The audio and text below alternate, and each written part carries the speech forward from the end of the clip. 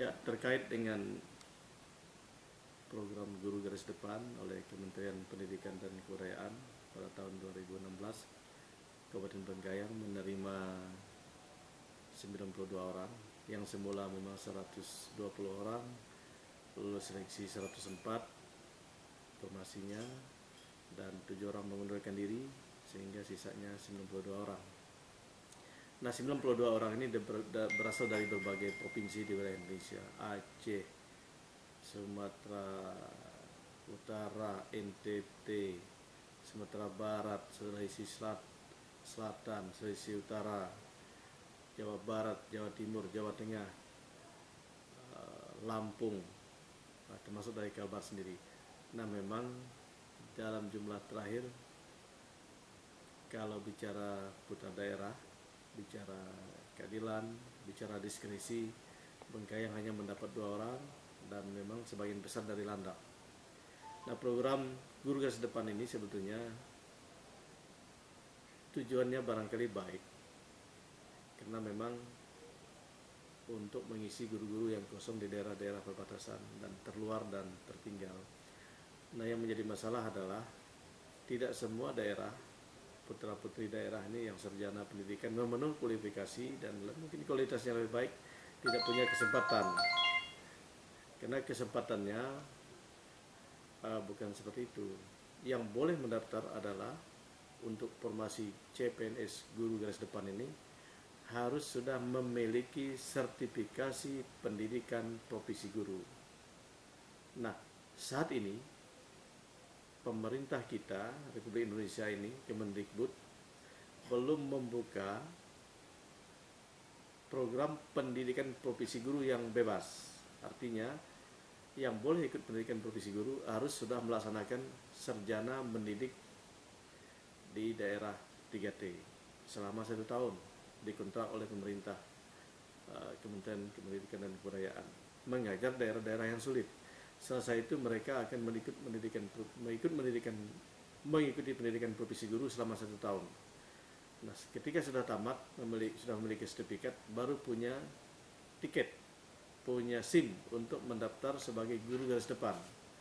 Nah, memang ada kesulitan bahwa pendidikan profesi guru ini, kalau begini caranya, sehingga masyarakat yang sudah sarjana Bengkayang ini, saya pikir ribuan juga sudah saat ini, tidak punya kesempatan karena tidak punya sertifikat. Nah, yang kemarin 2 orang itu dulu ikut program, pernah 2009 kementerian sudah membuka peluang untuk jalur khusus, tapi sesudah itu tidak berlanjut. Nah, ini kesulitannya. Nah, kalau kita ingin bicara membangun Indonesia, memang harus berlaku rata. Ini jujur, kalau hanya 2 orang Bengkayang, maka akan menimbulkan kecemburuan menurut saya, dan itu ini perlu kita sikapi. Ya, saya juga berharap yang pertama,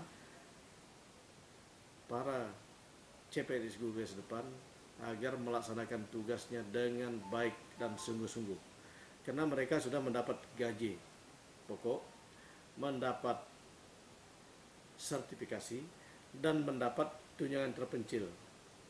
Kalau bicara penghasilan, kalah kepala dinas dengan guru yang baru masuk. Nah, ini tentu tidak terlalu baik kalau kita biarkan. Dan saya juga berharap program seperti ini cukup sudah, karena menimbulkan gejolak, dan kami sendiri juga mendapat kritik dari masyarakat yang cukup tajam. Nah, kita menyadari betul ini aspirasi yang tidak boleh kita biarkan. Kalau mau mendidik daerah terpencil, terluar dan tertinggal, tentu beri kesempatan masyarakat setempat juga untuk ikut dalam program ini. Lalu kalau sistem SM3T, maka ada kesulitan.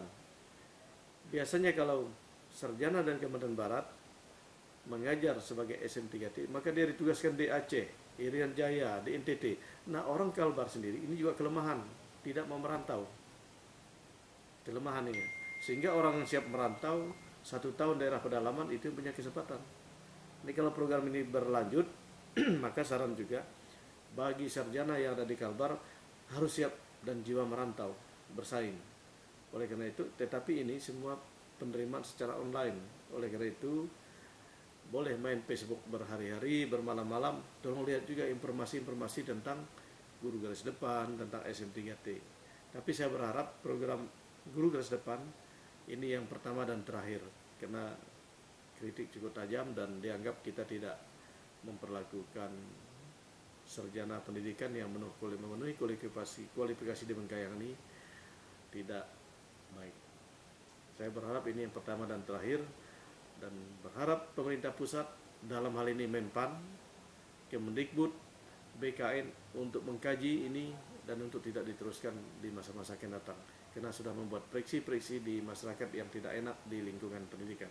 Pasti ada suka tidak suka, dan saya berharap juga guru garis depan yang ada di Bengkayang minimal 15 tahun baru boleh pindah, supaya tanggung jawab moral kepada masyarakat yang menerima, tanggung jawab moral terhadap sarjana yang ada di Bengkayang ini yang mungkin tidak akan pindah sampai meninggal pun jadi guru di tempatnya masing-masing.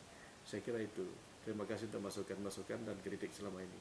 Semoga pemerintah pusat bisa mengambil langkah-langkah dan tidak meneruskan rekrutmen sistem mekanisme guru garis depan seperti ini lagi.